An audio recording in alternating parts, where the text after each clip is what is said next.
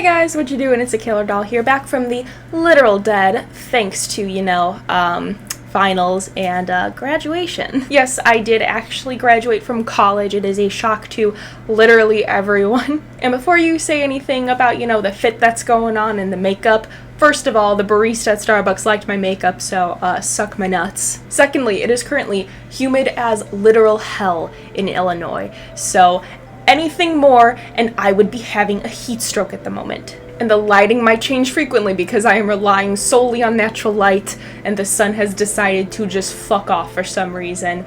That's lovely. But you know what's not lovely? Nice little segue. Everything that's happened on YouTube since I took a leave of absence. So to get back into the whole YouTube thing, I just figured I'd talk about a couple things that have, happened since my little absence from YouTube that have also kind of been going on for years. It's not just a new thing, it's a consistent YouTube thing. No joke, I kind of made a video on a similar vein of the heart of this issue a couple months ago, and then literally a couple weeks later a similar situation happened again, kind of in the similar vein, and needless to say, YouTube's a fucking nightmare. So I think it's time that we just talk about everything in the realm of this fucked up little nightmare on youtube.com. As mentioned in my video aptly titled The Issue Between YouTubers and Minors, I talked about 3 situations between 3 YouTubers I watched at different times in my life, and the accusations basically surrounding them, the evidence behind the accusations, and just talked about all that, including where I stand on said shit. And here we are, not even a couple months later, and I'm probably about to sound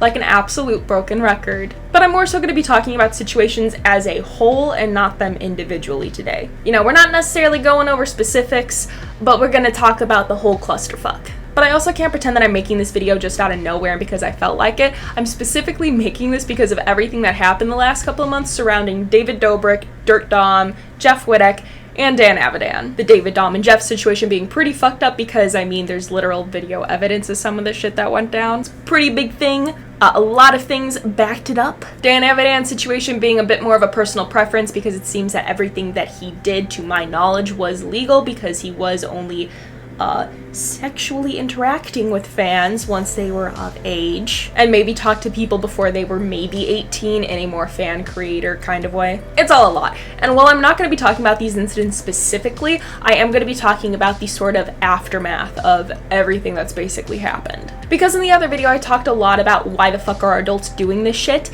and now I think it's time to focus on the other kind of issue that comes from situations like these. And it's this very strange yet big idea that's gone around that this cannot be what other YouTubers do. That other YouTubers can't be like this. That they are not like this. That specifically your unproblematic fave is basically too good to do all these things and doesn't have a singular bad bone in their body. And with that being said, I think it's time that we talk about the idolization of YouTubers and more so the parasocial relationship that we've built with YouTubers. And I'm saying we because this is 100% something I've fallen into. This is something that I have personally done, and that's also why I want to talk about it. So in order to get this started, let's talk a little bit about what a parasocial relationship is because, that's kind of the big idea here. A parasocial relationship, as described by Oxford Reference, is a relationship that resembles those from a face-to-face relationship psychologically, but is entirely one-sided. So to put that in normal people speak, it's basically when I watch the YouTubers I watch frequently and think that I personally 100% know them. They are totally as they are on camera.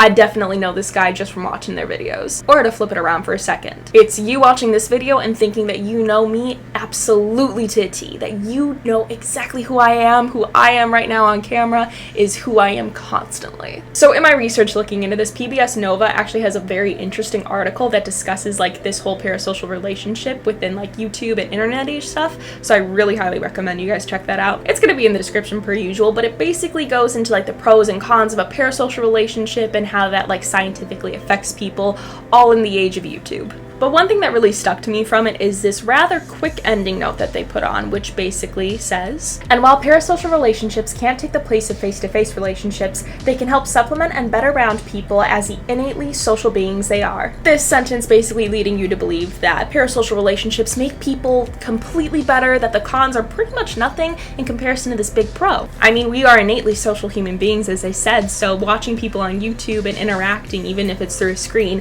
has to be just completely good for us. Right? Only good things can really come from constantly watching a YouTuber and believing that because of this you exactly know them to a T, right? Yeah, well, personally, I believe that the last couple of months, if not years, have taught us that this isn't exactly true.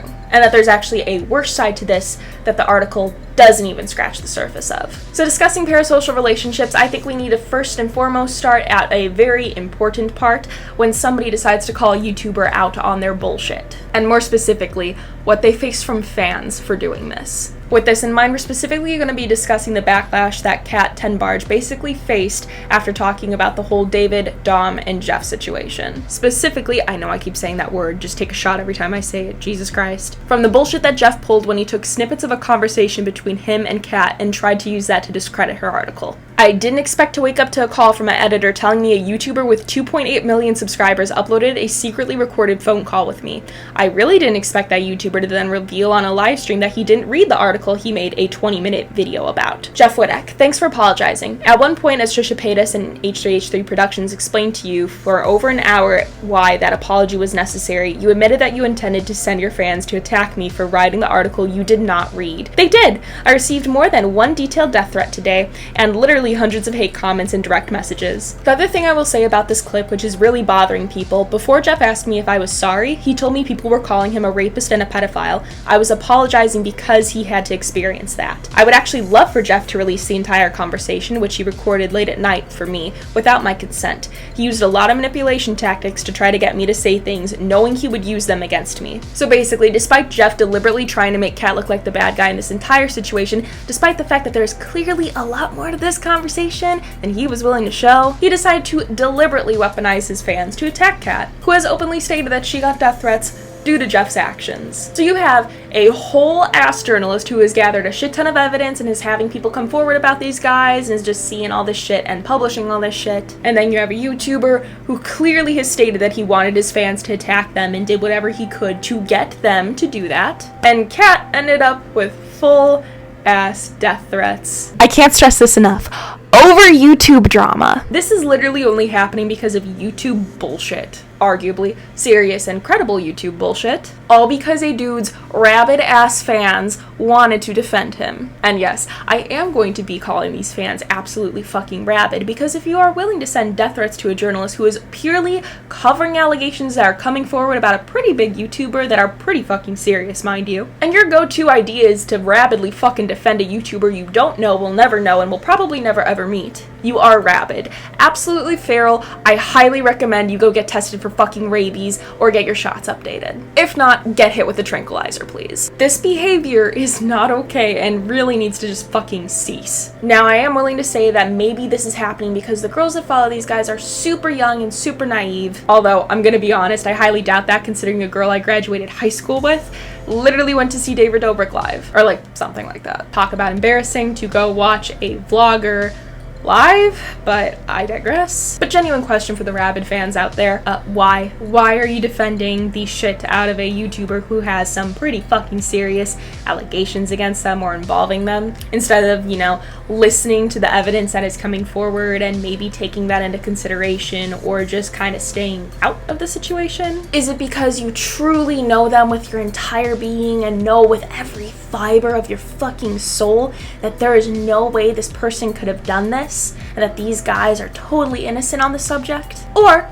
just throwing this out there, do you think you know them because you watch their videos and are therefore willing to defend them because of that? Because I have a feeling it's not the first one and is 100% the latter option. Because I'm going to be honest with you guys for a second, if it was the first option, you wouldn't be making death threats to these people. Honestly, these are the type of fans that remind me of Cry's fans. Yes, the man still does have fans somehow. No, I do not know why. That were defending Cry for grooming a minor by saying it was a tiny small mistake that he's gonna learn from and all that. To these kind of fans, they literally cannot see their fucking favorite YouTuber doing anything bad whatsoever. But if they did do it, of course it is just a tiny small mistake. They should be forgiven for it. It's no big deal, even if it is, you know, getting minors drunk and possibly sleeping with them. And this really needs to stop, because we can constantly scream and yell about holding content creators available until our fucking vocal cords give out, but until we basically listen to the shit that comes out about these people from the journalists and from like the people actually talking about this stuff, and not just immediately assuming that these people are wrong because that's our favorite person we've been watching since,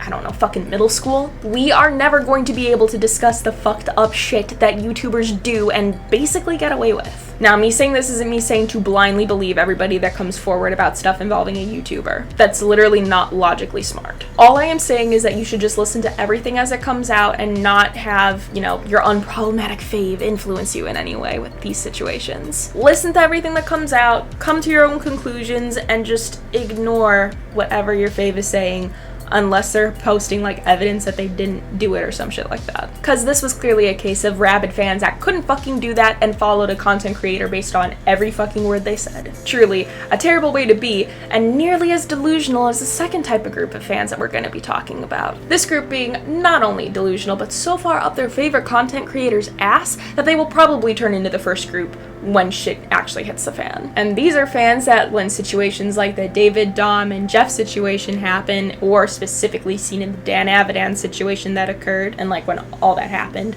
months ago, immediately without fail take to Twitter and decide to tweet, "Dream would never be this gross. I stan the right people. Anyways, stan an unproblematic king jacks up the guy. Anyways, Markiplier would never do this, so stan Mark," which is oh boy, a complete other can of worms that we have to just fucking ingest at the moment. And this is another can of worms for just two other reasons. Because first of all, this is a very serious situation probably that's being discussed, and you clearly do not know how to take shit seriously. Since you're taking this time instead of like discussing or listening to the shit, taking it as an opportunity to promote your unproblematic fave. I'm gonna say this as nicely as I can.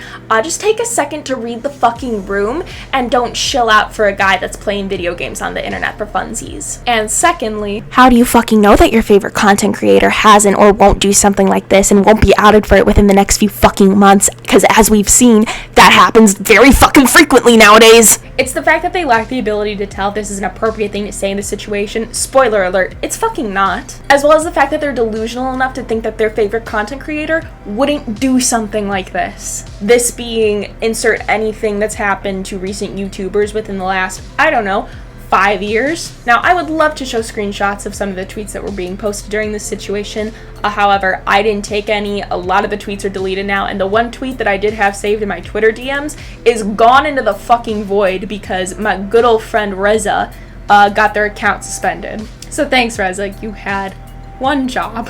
But it's something that basically happened and then got called out like immediately by people because of two reasons. And this behavior, while absolutely god fucking awful and just needs to come to an end, I don't think is gonna come to an end or stop being a thing anytime soon. And I can tell you why very simply, because it ties into the two reasons that I alluded to basically not even a minute ago. The first reason is that when we watch YouTubers for a long time, we kind of just associate with who they are on camera as who they are in person. Like that personality that I'm seeing on camera of you like screaming at a video game, that's immediately who I think you are at all times, buddy. The person you see on camera is exactly who they are on and off. This person is only nice, kind, etc. All these good traits. They could never do something terrible. Plus, we also have all these emotions that surround how we feel about the person we're watching. Maybe their videos got you through some tough shit. Maybe they brightened your day while you were going through some like really serious stuff. So because of that, it's really hard to believe that the person that you're watching on camera can be anything else than who they present themselves as online. So when shit does hit the fan for somebody else, we kind of feel a sigh of relief because we know our person would never do that, because we know them through how we see them online. They would never stoop that low. They would never do what that person is allegedly doing to people. You know, despite not knowing that to be true whatsoever because we don't know them in person. And I'm gonna be honest with you guys, the proof I kind of have of that being a thing is my own words in a script that I wrote. So basically, this part was kind of cut down for time's sake for my video on like YouTubers and minors. And, you know, it really shouldn't have been in the script to begin with. Basically, I gave a scenario that if Dan hit me up when I was a minor talking inappropriately like Cry was, therefore meaning he knew I was a minor, it wouldn't be my fault due to him being the adult situation. I then went about saying that I'm sorry for using him as an example, and I did so because I had a crush on him as a high schooler, and that was all. Basically alluding to the idea that he would never do this. And then, not even a couple months later, accusations came forward of him sleeping with fans, and while it has turned out that all the fans that he did sleep with were legal at the time, it still goes to prove that just because I watched a dude for like several years, I saw him in concert, I went to Game Grumps Live, does not fucking mean I know the dude. You know, tying back into the whole idea of a parasocial relationship. Now, while this is very clearly different from putting the Stan XYZ shit all over Twitter as soon as something comes out about someone, it's still pretty fucking similar as well. Because we're both operating under the belief that the people that we watch could never do these things. The person that I watch could never do what the person you watched and just got called out for doing shit was doing. Which, newsflash, people apparently are no longer who they present themselves to be online. Shocker, I know. And before anybody decides to be a smartass in the comments is like, well, doll, what about you? What about you doing all this? I mean, you have a platform. Are you who you are online? Duh, no shit. I'm not excluded from that. I like to personally view who I am on this channel in front of the camera is the loudmouth, extroverted, bitch version of myself. I say what I personally think and I talk about anything I want to talk about on this channel, and I rarely, if ever, hold back. Hence why I gave myself the title of Internet Brat. I am a brat, or a bitch if you would like to be less kind, who doesn't know when to shut up on the internet. However, if you did meet me in person, it would 100% be a 180 from who I am on the internet. I am incredibly introverted. I actually really struggle to make eye contact with people. It's just been a thing most of my life. And in person, I do like to word things in a lot more palatable ways than just being how I am on the internet. How I talk in my videos is kind of how I talk to my friends in real life, if not super even more unfiltered. To further kind of prove my point, I just want to add that a couple months ago I did make a video on the whole Classically Abby talking about the Harry Styles Vogue situation. You know, the one where Classically Abby got mad because Harry Styles was on Vogue wearing a fucking dress and wasn't fucking manly and yada yada yada. And needless to say, some people actually had their images of me shattered. Wow, so TheKillerDoll is a commie now? Unsubscribe. Your videos used to be great, but you are cringe and blue pill now. Thanks for the great content in the past, though. Because apparently, if I criticize game journals to death and basically call people out on their bullshit, that means I have to agree with Abby Shapiro and her views on Harry Styles. But it kind of goes to show that I'm an example of the person you watch on the internet doesn't have the same beliefs that you think that they have, and they aren't exactly how they act on the internet with how they act in person. Does that make sense? I feel like that doesn't make sense. You get the gist of it though, I hope. But I'm also an example of somebody who had an unproblematic fave that they thought would never fuck up. And with all this being said, and I feel like I'm screaming into the literal fucking void at this point, is simply this. The YouTubers that you're watching on the internet are not always going to be how they basically present themselves on camera, and the least that you can do as a fan is listen to the accusations that are coming out about them. Because if there truly is proof with these accusations coming forward about your unproblematic fave, who are you to tell someone who's met them in person who this person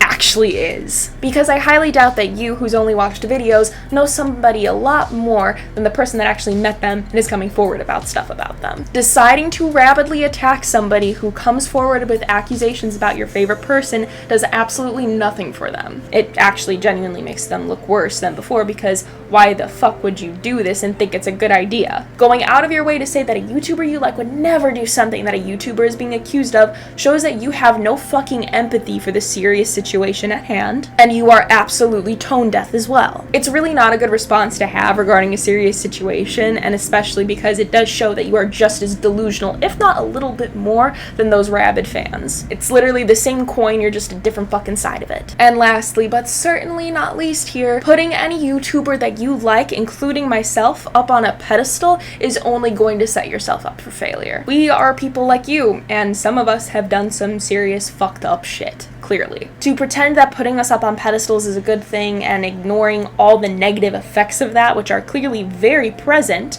with this video in mind, it ignores a problem that is probably going to exist on this website, if not any form of social media, probably forever. But with that being said, it doesn't mean that this is right or okay or should be kind of let go. Anyways, that is all I have to say about this right now. It's kind of a ramble rant, but you know, it be like that. Give my brain a break. It's been going constantly for like ever. There will probably be another incident with a YouTuber in a couple months and we'll have to rehash this again. Unfortunately, it really do be like that. Not sometimes, but pretty much all the time at this point on youtube.com. But yeah, thank you guys for attending my little TED Talk on this whole subject. Or as I like to call it, me screaming on my little soapbox about something that is months old, but I still wanted to address. I know it's not like something super relevant to talk about right now, but it's just something that's been persistently on my mind the last couple of months, so I figured I might as well just say it. You know, nothing like the rabid relationship that fans have with their YouTubers plaguing your mind for months, as you inevitably have seen it multiple fucking times now on your channel. You know, it's totally fun. Truly is sight to behold. Now, quick little update on the channel because I haven't done that in so long and we're, you know, graduated now, so we have to talk. I know I said I had a ton of scripts ready to go for this channel. I'm not even gonna lie, I scrapped like majority of them because they are subjects I don't want to talk about anymore, are so old that I don't want to rehash it, or I just don't fucking care. And in all honesty, I do want to talk about stuff that I want to talk about on this channel. You know, for example, a video I've had planned since February that I really want to fucking put out next, but it is going to take time, and time is something I am severely lacking because I am working now. And, you know, fuck being an adult. But I'm hopefully gonna have that recorded next week and out in 2 weeks time frame. Hopefully. I'm crossing my fingers for that shit. And then we'll take it from there because life be like that, and obviously shit goes down on YouTube every fucking not even 5 months, 5 weeks. But yeah, until the next video, which will hopefully be out in 2 weeks, just kind of depends on me getting my post-fucking grad life together. It's terrible, mind you. I'll see you guys later. Bye.